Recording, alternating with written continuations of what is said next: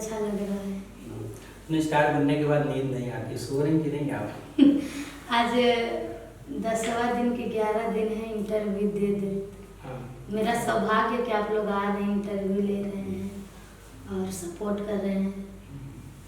कैसे शुरुआत कैसे हुई थी, कैसे संपर्क किया गया आपसे, ये पूरा वाकया हमको आप विस्तार से बताइए। बम्बई से जब एक कॉल आया विनोद वर्मा जी का, उन्होंने बोला कि भोजपुरी गाना चाहिए कुछ बॉलीवुड के लिए, बताया नहीं गया था कि हनी जी के साथ में गाया जाएगा। तो उन्होंने जब बोला कि बॉलीवुड के लिए गाना चाहिए तो सर जी के पास कॉल आया, दिवाकर शर्मा जी जिनके चैनल पे मैं गाती रहती हूँ, अनुराग एंटरटेनमेंट। तो उनके पास जब फ़ोन आया तो मतलब वो शॉक्ड हो गए कि क्या हो रहा है, मतलब बॉलीवुड से ऑफर आ रहा है। तो जब कॉल आया तो पहले तो सोचे विचारे क्या है क्या नहीं, बहुत लोग फॉरवर्ड भी करते हैं। तो उन्होंने बोला नहीं सच में गवाना है। तो यहाँ पे आए और 4-5 दिन रिहर्सल हुआ, यहीं पे गाना लिखाया, रिहर्सल हुआ। उसके बाद 7 बजे शाम को हम गए स्टूडियो में और सुबह 4 बजे आए थे, बस उतना ही लाइन गा करके। तो सुबह 4 बजे आए थे, तो आप समझ ही सकते हैं क्या वो 2 लाइन क्या है आप? दीदिया के देवरा चढ़ौले बाटे नजरी, दीदिया के देवरा चढ़ौले बाटे नजरी, चोली के चीजुइया चिखल चाहे जबरी, चोली के चीजुइया चिखल चाहे जबरी। मतलब इसी गाने को शूट करने में 5 से 6 घंटा लग गया था। तो ये आप बताइए कि जो मौजूदा समय है, इस समय भोजपुरी को लेकर के बहुत लोग सवाल भी करते हैं, तो क्या लगता है इसमें अश्लीलता है? ऐसा तो नहीं है, क्योंकि डबल मीनिंग में लोग चले जाते हैं। सबका अपना अपना सोच है, अब जिस भी सोच में ले जाइए। बाकी एंजॉय की तरफ से गाए हैं और आप लोग देख ही रहे हैं, इतना प्यार आशीर्वाद मिल रहा है। तो क्या कभी आपने सोचा था इतना बड़ा मंच मिलेगा, हनी सिंह भी गाना रैप करेंगे और ईशा गुप्ता भी उस पर डांस करेंगे, तो क्या कभी आपने ये सोचा था यहाँ तक पहुँच पाएंगे आप? मैं कभी नहीं सोची थी, मतलब दूर दूर तक मेरा सपना ही नहीं था कि हाँ मुझे ऐसा भी को कभी मौका मिलेगा। तो मेरा सौभाग्य है कि हनी जी ने मुझे काम दिया और सबसे ज़्यादा दिल से धन्यवाद है विनोद वर्मा जी को, उन्होंने खोजबीन किए और गवा के लेके गए। और हनी जी को तो कोटि कोटि धन्यवाद है कि उन्होंने अपने गाने में मुझे मौका दिया, तो मेरा सौभाग्य है। और क्योंकि मैं ये जानना चाहती हूँ कि आप कहाँ से हैं और शुरुआती दिन कैसा रहा है आपका? आप ढोलक वगैरह लेकर के उसमें गाती रहती थी, तो वो दिन और अब के दिन में कितना बदलाव है, कितना संघर्ष रहा है, इस कहानी के पीछे क्या है? 4 साल से इस मतलब फील्ड में आई हूँ, 4 साल मुझे मतलब चौथा में मैं घुसी हूँ, तो 4 साल से मैं काम कर रही हूँ। उसके पहले से तो मेरा जीवन बहुत लोग जान भी गए हैं, तो आपके माध्यम से भी बता दे रही हूँ। उस समय का जीवन ऐसा था कि हम लोग तमू में रहते थे, जैसे तिलपार होता है, हाँ, तो जैसे रोड के किनारे गांव में खेतों में डेरा डाल के हम लोग रहते थे। अपना नहीं था, मतलब था छोटा मोटा था, खजनी खुटाना पूछते नहीं। तो हर जगह पे हम लोग जा रहे हैं, हर शहरों में जा रहे हैं गाना बजाना करने, तो हर शहरों में तो घर होगा नहीं, वहाँ पे अपना तमू ही होगा, तिलपारी होगा। तो हम लोग का ऐसा जीवन है, हम लोग ऐसे ऐसे जगहों पे जाके अपना कमा के जीवन यापन करते थे, पेट पर्दा चलाते थे कि हम लोग का पेट पर्दा चल जाए, वही बहुत मतलब था।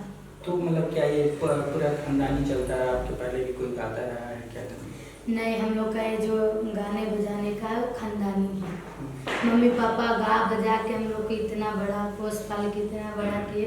जब हम लोग भी 11-12 साल के हुए हैं, तब से हम लोग भी छोटा छोटा ढोलक लेके निकल पड़े थे गाने बजाने के लिए। कुल मिला के बचपन से ही आप संघर्ष रहते हैं? बचपन से। उस समय का कोई आपका फेवरेट गाना जो अभी भी आप उसको पसंद करती हैं, अपने दिल के करीब रखती हैं, वो कौन सा गाना है, गीत है?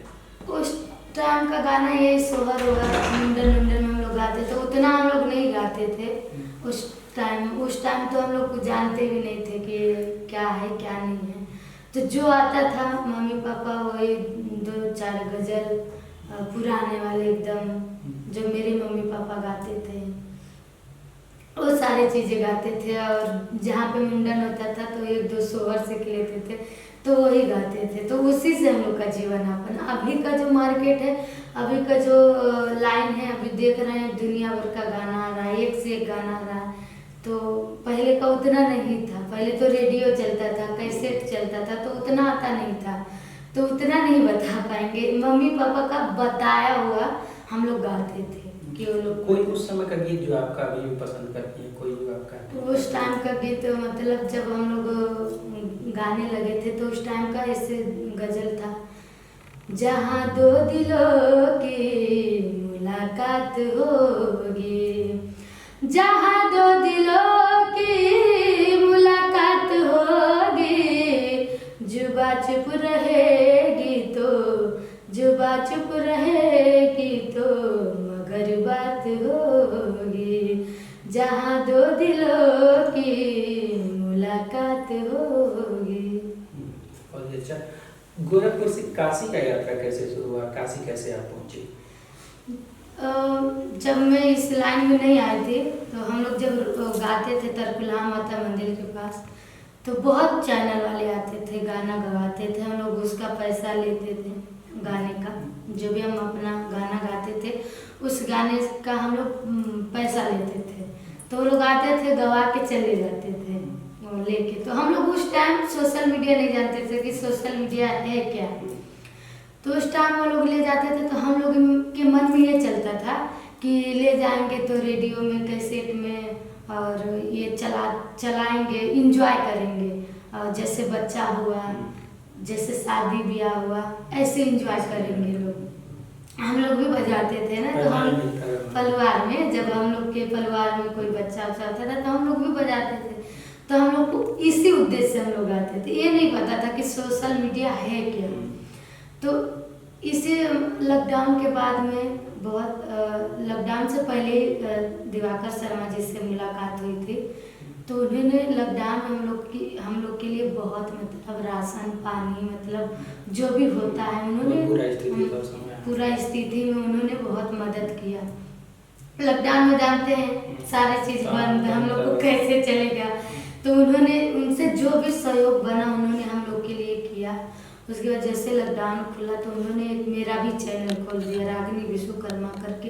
तो इन्होंने ये बोला कि तुम लोग का हर चीज़ है, तुम लोग का गला भी है, तुम ही लोग का गाना भी है, तुम ही लोग का मतलब म्यूजिक भी है, जो भी हम लोग बजाते हैं, ढोलक हारमोनियम, सारी चीज़ें तुम लोग का है। तुम लोग के पैसे से लोग महल बनवा रहे हैं, गाड़ी में चल रहे हैं और अच्छा पैसा कमा रहे हैं, तुम लोग क्यों नहीं कमा सकते? तो हम लोग बोले देखिए साहब, हम लोग पढ़े लिखे नहीं, हम लोग क्या जानते हैं कि ये क्या होता है, कैसे नहीं होता है।